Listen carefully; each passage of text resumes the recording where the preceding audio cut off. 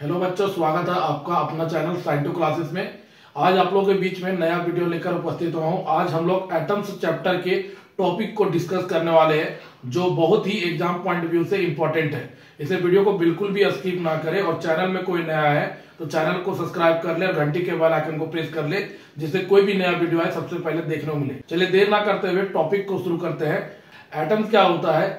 Fundamental particle होता है या smallest particle of an element. कोई एलिमेंट का स्मॉलेस्ट पार्टिकल होता है।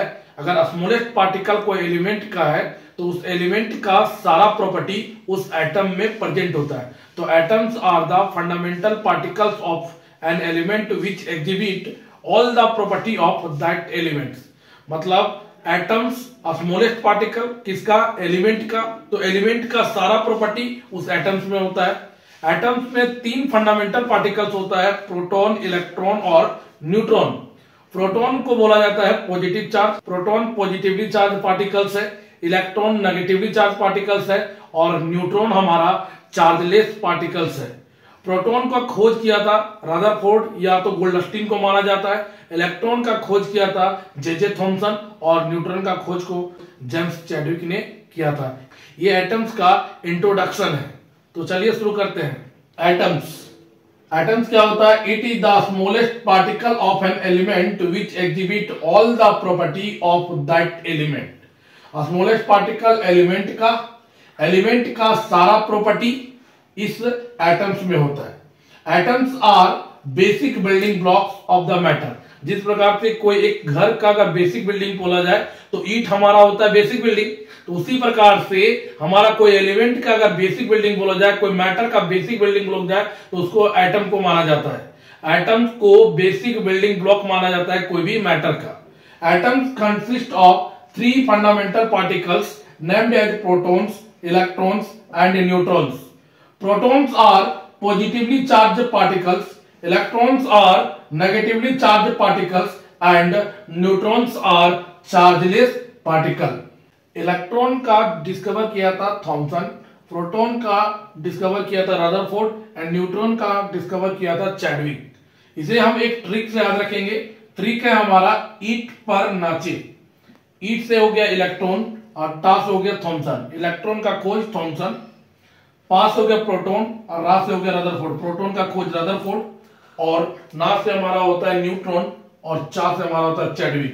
तो न्यूट्रॉन का खोज चैडविक। ईट पर नाचे ट्रिक। आई होप आपको ट्रिक अच्छा लग रहा होगा। ये हमारा इलेक्ट्रॉन, प्रोटॉन और न्यूट्रॉन को खोज माना जाता है, कभी कभी ऑब्जेक्टिव में पूछ लिया जाता है। टॉपिक है Thomson's model of an atom. इस एटॉमिक मॉडल को जे थॉमसन ने 1898 में प्रपोज किया था, इसलिए इस मॉडल को बोला जाता है Thomson's model of an atom. इस एटॉमिक मॉडल के सहायता से ही इलेक्ट्रॉन को खोजा गया था और इसलिए इलेक्ट्रॉन का डिस्कवर करने का क्रेडिट जे थॉमसन को जाता है। अगर पूछा जाए क्वेश्चन कि इलेक्ट्रॉन कौन खोज किया तो जे थॉमसन, और कब खोज किया तो 1898 में। और इस Thompson model of an atom को फर्स्ट एटॉमिक मॉडल भी बोला जाता है।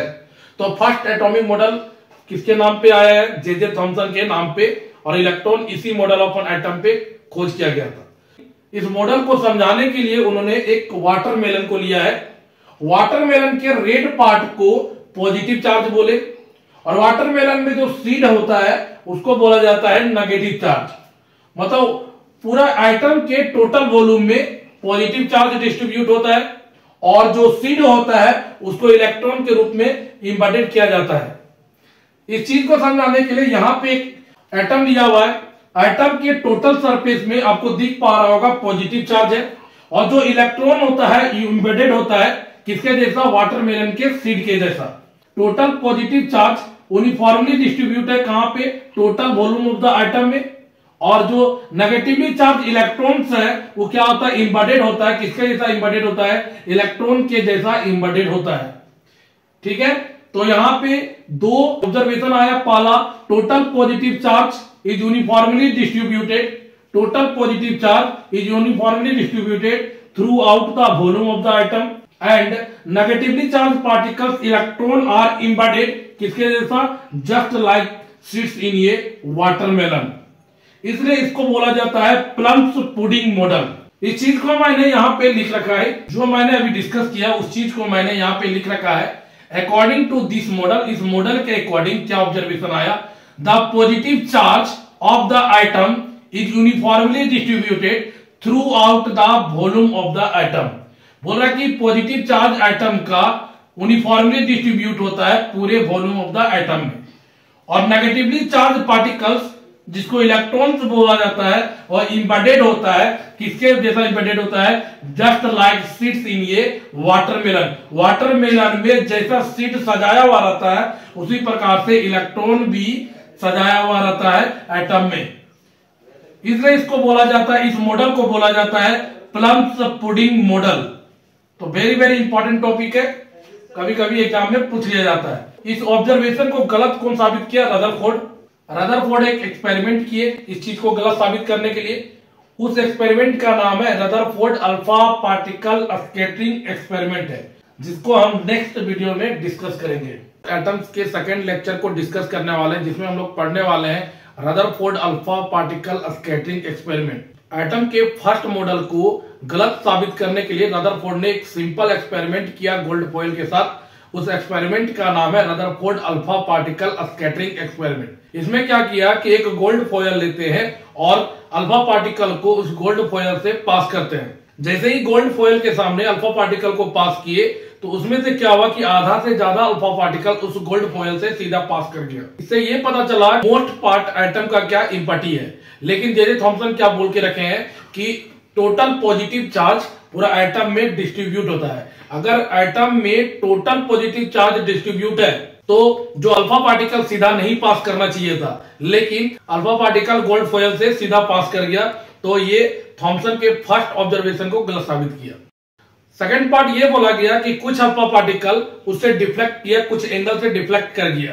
और थर्ड पार्ट ये बोला गया कि 10,000 में से एक अल्फा पार्टिकल वापस अपने पाथ में घूम गया, रिट्रेस कर गया, मतलब डेविएटेड बाय एंगल से कितना डिफ्लेक्ट हो गया, 180 डिग्री से। इस चीज को मैंने यहाँ पे लिख रखा है, Ernest Rutherford and his associates were performed a simple experiment with gold foil is known as Rutherford alpha particle scattering experiment। यहाँ पे एक गोल्ड फॉयल लिए हुए हैं, गोल्ड फॉयल के सेंटर पे न्यूक्लियस है और ये बीम ऑफ अल्फा पार्टिकल, जहां से अल्फा पार्टिकल निकलता है, अल्फा पार्टिकल जैसे ही गोल्ड फॉयल के सामने आया, गोल्ड फॉयल में क्या हुआ कि आधा से ज्यादा अल्फा पार्टिकल सीधा पास किया, बिना डेविएट किए हुए सीधा पास कर गया। और कुछ अल्फा पार्टिकल क्या किए, यहां पर भी ध्यान दे, आधा से ज्यादा अल्फा पार्टिकल सीधा पास कर गया, यहां पर भी पास कर गया। कुछ अल्फा पार्टिकल क्या किए, डिफ्लेक्ट किए, यहां पे कुछ एंगल से जाके डिफ्लेक्ट कर गए। कुछ अल्फा पार्टिकल डिफ्लेक्ट किए, कुछ एंगल से जाके डिफ्लेक्ट कर गए। और 10,000 में से एक अल्फा पार्टिकल वापस अपने पाथ में रिट्रेस कर गया। आधा से ज्यादा अल्फा पार्टिकल सीधा पास कर गया, कुछ अल्फा पार्टिकल कुछ एंगल से डिफ्लेक्ट हो गए, और 10,000 में से एक अल्फा पार्टिकल वापस अपने पाथ में रिट्रेस कर गया। ये रदरफोर्ड का ऑब्जर्वेशन है। यहाँ पे मैंने उसके ऑब्जर्वेशन को लिख रखा है। फर्स्ट ऑब्जर्वेशन है, most of the alpha particle passed straight through the gold foil without any deviation. बोल रहा है कि गोल्ड फॉयल से आधा से ज्यादा अल्फा पार्टिकल सीधा पास कर गया। इसका मतलब यह है कि आधा से ज्यादा एटम का सरफेस क्या इम्पटी है, जबकि जे जे थॉमसन के according total positive charge atom में डिस्ट्रीब्यूट था। अगर टोटल पॉजिटिव चार्ज एटम में डिस्ट्रीब्यूट था, आधा से ज्यादा अल्फा पार्टिकल को सीधा पास नहीं करना चाहिए था, तो इस अकॉर्डिंग पे जे जे थॉमसन गलत साबित हुए। सेकेंड ऑब्जर्वेशन है, some of the alpha particle were deflected by some angle. कुछ अल्फा पार्टिकल कुछ एंगल से डिफ्लेक्ट कर गए। और थर्ड ऑब्जर्वेशन है, few alpha particle 1 out of 10,000 was retrace its path deflected by 180 डिग्री। बोल रहा है कि 10,000 में से एक अल्फा पार्टिकल वापस अपने पाथ पे बैक कर गया। इसका मतलब है कि 180 डिग्री एंगल से डिफ्लेक्ट कर गया या तो डेविएट कर गया। अब आते हैं Rutherford alpha particle scattering experiment का कंक्लूजन।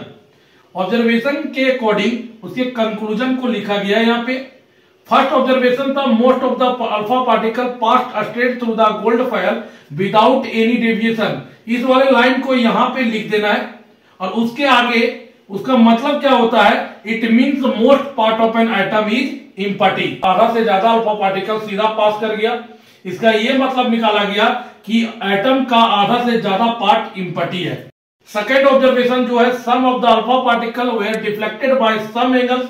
इस सेकेंड ऑब्जर्वेशन को यहां पे कंक्लूजन सेकेंड लिखना है और उसके आगे से it means total positive charge of the atom occupies very little space. और थर्ड ऑब्जर्वेशन है, few alpha particles 1 out of 10,000 what retraced its path deflected by 180 डिग्री। इस लाइन को यहां पे लिखना है और उसके आगे due to a strong repulsion between alpha particles and nucleus.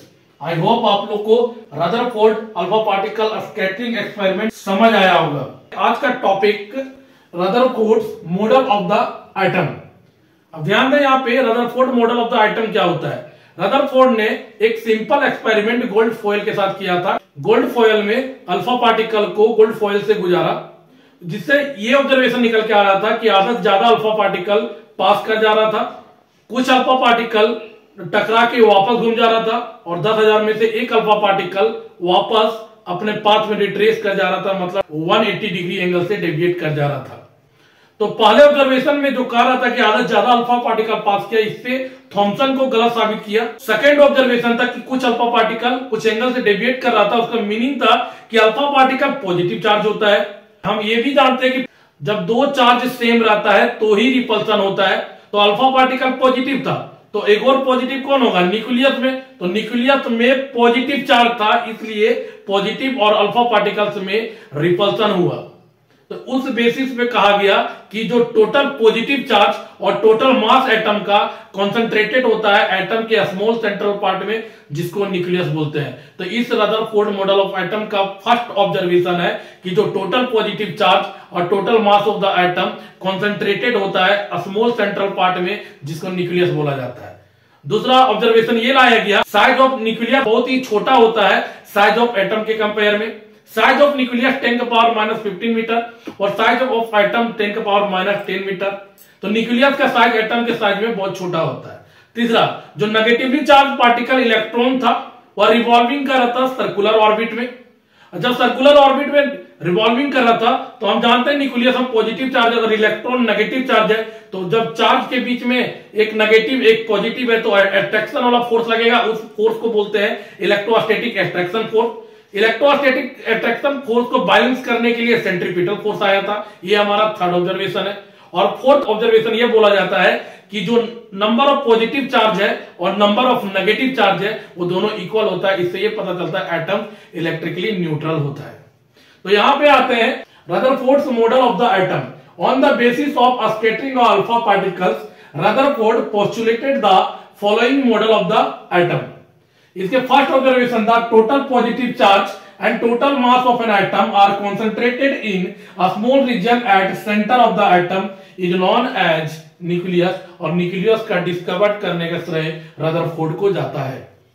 Second observation था, the size of nucleus 10⁻⁻15 metre is very small as compare to size of atom 10⁻⁻10 metre. और थर्ड था, the negatively charge particles called electrons are revolving around the nucleus in circular orbit. The electrostatic force of attraction between electron and nucleus plays role of centripetal force। ये very very important है। अब इसका fourth observation है, total positive charge in the nucleus is equal to the total negative charge of the orbiting electrons. It means atoms is electrically neutral. बोल रहा है total positive charge और जो total negative charge जिसको electron बोलते हैं, ये दोनों इक्वल होता है। जब number of negative charge number of positive charge equal हो जाए तो उसको न्यूट्रल बोला जाता है। तो एटम हमारा क्या होता है? इलेक्ट्रिकली न्यूट्रल होता है। अब रदरफोर्ड मॉडल ऑफ एटम का ड्रॉबैक आते हैं, वेरी वेरी इंपॉर्टेंट है। इसका ड्रॉबैक मतलब खामियां क्या क्या, कमी है, इसको क्या क्या एक्सप्लेन नहीं कर पाया। तो ये stability of the atomic model को एक्सप्लेन नहीं किया, एटम के स्टेबिलिटी को एक्सप्लेन नहीं कर पाया। It could not explain about stability of the atomic model. और सेकेंड इसका ड्रॉबैक है कि जब भी इलेक्ट्रॉन जंप करता है हायर एनर्जी से लोअर एनर्जी या लोअर एनर्जी से हायर एनर्जी, मतलब एक ऑर्बिट से दूसरे ऑर्बिट में जंप करता है या दूसरे से पहले ऑर्बिट में जंप करता था, तो एनर्जी का रिलीज होगा या तो एब्जॉर्ब होगा। जब एनर्जी का रिलीज होगा एब्जॉर्ब होगा उस समय एक स्पेक्ट्रल सीरीज प्रोड्यूस होता है, उसके बारे में रदरफोर्ड अपने मॉडल ऑफ द एटम में एक्सप्लेन नहीं किया।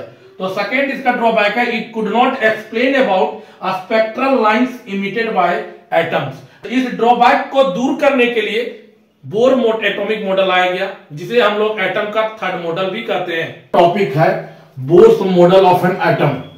Bourse model of an atom का पोस्टुलेट्स को लिखेंगे, क्या क्या ऑब्जर्वेशन आया और उसके लिमिटेशन को जानेंगे इस वीडियो में। Bohr's model of an atom का जो फर्स्ट पोस्टुलेट था, फर्स्ट पोस्टुलेट क्या था कि the electrons are revolving around the nucleus with definite velocity in certain fixed circular path are called orbit या तो सेल या तो स्टेशनरी स्टेट। रदरफोर्ड ने इलेक्ट्रॉन सिर्फ रिवॉल्व करता है, कौन सा पाथ में रिवॉल्व करता है इसको एक्सप्लेन नहीं किया। इसको एक्सप्लेन कौन किया था? Bohr's model. तो वही बोल रहा है कि फर्स्ट पोस्टुलेट है electrons are revolving around. Electrons क्या करता है? रिवॉल्विंग अराउंड करता है, चारों ओर घूमता है एक फिक्स सर्कुलर पाथ में, जिसको हम लोग क्या बोलते हैं? ऑर्बिट बोलते हैं, सेल बोलते हैं या तो स्टेशनरी स्टेट बोलते हैं। इसका फर्स्ट पोस्टुलेट आता है ये। सेकेंड पोस्टुलेट है the angular momentum of revolving electrons around the nucleus is an integral multiple of NH/2π। तो यहां पे बोल रहा है सेकेंड पोस्टुलेट कि रिवॉल्विंग इलेक्ट्रॉन का जो एंगुलर मोमेंटम होगा वो इंटीग्रल मल्टीपल हो जाएगा किसका? NH/2π का। तो यहां पे angular momentum NH/2π, angular momentum को डिनोट करते हैं L से, L = mvr, और यहां पे NH/2π। n यहां रिप्रेजेंट कर रहा है नंबर ऑफ ऑर्बिट को, जिसको दिखाते हैं प्रिंसिपल क्वांटम नंबर से, जहां पे n रिप्रेजेंट कर रहा है 1 2 3, ये हमारा ऑर्बिट है, और h हमारा रिप्रेजेंट कर रहा है प्लैंक्स कांस्टेंट। तो प्लैंक कांस्टेंट का जो वैल्यू होता है 6.63 इंटू 10⁻34 जूल सेकेंड। यहां से एक ऑब्जेक्टिव क्वेश्चन बनता है कि angular momentum of revolving electron किसके बराबर हो जाता है? तो NH/2π के बराबर हो जाता है। दूसरा क्वेश्चन बनता है जो रिवॉल्विंग इलेक्ट्रॉन है NH/2π किसके बराबर होगा? तो एंगुलर मोमेंटम के बराबर होगा। तीसरा क्वेश्चन है प्लैंक कांस्टेंट का डायमेंशन किससे मैच करता है? तो एंगुलर मोमेंटम से उसका डायमेंशन मैच करता है। प्लैंक कांस्टेंट का डायमेंशन क्या होता है? तो प्लैंक कांस्टेंट का डायमेंशन ml² t-1 होता है इसका डायमेंशन। अब आते हैं थर्ड पोस्टुलेट। थर्ड पोस्टुलेट क्या बोलता है? इलेक्ट्रॉन जब जंप करेगा एक ऑर्बिट से दूसरे ऑर्बिट में, या तो एनर्जी का रिलीज होगा या तो एनर्जी एब्जॉर्ब करेगा। एनर्जी कब रिलीज करेगा? जब हायर ऑर्बिट से लोअर ऑर्बिट में जंप करेगा तो उस समय एनर्जी रिलीज करेगा, और जब लोअर ऑर्बिट से हायर ऑर्बिट में जंप करेगा, लोअर से हायर में जाएगा, तो उस समय एनर्जी को क्या करेगा? एब्जॉर्ब करेगा, और यही एनर्जी इलेक्ट्रॉन को ऑर्बिट में रखने का काम करेगा। ये हमारा थर्ड पोस्टुलेट है। When an electron jumps from one orbit to another orbit, तब क्या होगा? It absorb and release the energy in the form of photon. This energy keeps the electron in orbit. ठीक है, तो इलेक्ट्रॉन जब jump करेगा एक ऑर्बिट से दूसरे ऑर्बिट में, तो इलेक्ट्रॉन क्या करेगा? या तो एनर्जी एब्जॉर्ब करेगा या तो रिलीज करेगा। कौन सा फॉर्म में एब्जॉर्ब करेगा? फोटोन के फॉर्म में, और यही एनर्जी इलेक्ट्रॉन को किसमें रखने का काम करेगा? ऑर्बिट में रखने का काम करेगा। तो एनर्जी ऑफ रेडिएटेड फोटोन क्या हो जाएगा? E initial minus E final, और फोटोन्स का एनर्जी क्या होता है? h न्यू इक्वल टू क्या होगा? E initial minus E final. ये हमारा बोर्स मॉडल ऑफ एटम का पोस्टुलेट्स है। अब आते हैं बोर्स मॉडल ऑफ एटम का लिमिटेशन। वेरी वेरी इंपॉर्टेंट है, limitation of Bohr's atomic model. तो पहला क्या था? ये सिर्फ हाइड्रोजन लाइक एटम को एक्सप्लेन किया, जैसे हीलियम प्लस हो गया, लिथियम 2+ हो गया। तो फर्स्ट लिमिटेशन है it only explains the spectra of hydrogen like atoms like He+Li++। ठीक है, तो ये हाइड्रोजन लाइक एटम्स को सोचकर ही ये पोस्टुलेट को दिया था। सेकेंड क्या बताया? हम जानते हैं कि इलेक्ट्रॉन जितना भी मूविंग पार्टिकल होता है, दो नेचर होता है, एक पार्टिकल नेचर, एक वेव नेचर। तो ये पार्टिकल नेचर सोच के पोस्टुलेट को दिया था, लेकिन इलेक्ट्रॉन हमारा वेव नेचर भी होता है। तो इसका सेकंड लिमिटेशन था, it considers an electron as particle. Electron को पार्टिकल के रूप में कंसीडर किया, but electron also have wave nature. मतलब इलेक्ट्रॉन दो नेचर में पाया जा रहा है, पार्टिकल नेचर और वेव नेचर में, लेकिन बोर्स क्या किया था, इलेक्ट्रॉन को पार्टिकल के रूप में रखकर अपने पोस्टुलेट को एक्सप्लेन किया। अब आते हैं इसके थर्ड लिमिटेशन में। थर्ड लिमिटेशन क्या है, it is against the Heisenberg uncertainty principle. मतलब हेजनबर्ग अनसर्टेनिटी प्रिंसिपल को ये फॉलो नहीं किया। ये हमारा बोथ एटॉमिक मॉडल का पोस्टुलेट और ये लिमिटेशन है। उम्मीद करते हैं आपको वीडियो अच्छा लगा होगा और उम्मीद करते हैं आपको समझ आएगा। थैंक यू, आपका दिन शुभ हो।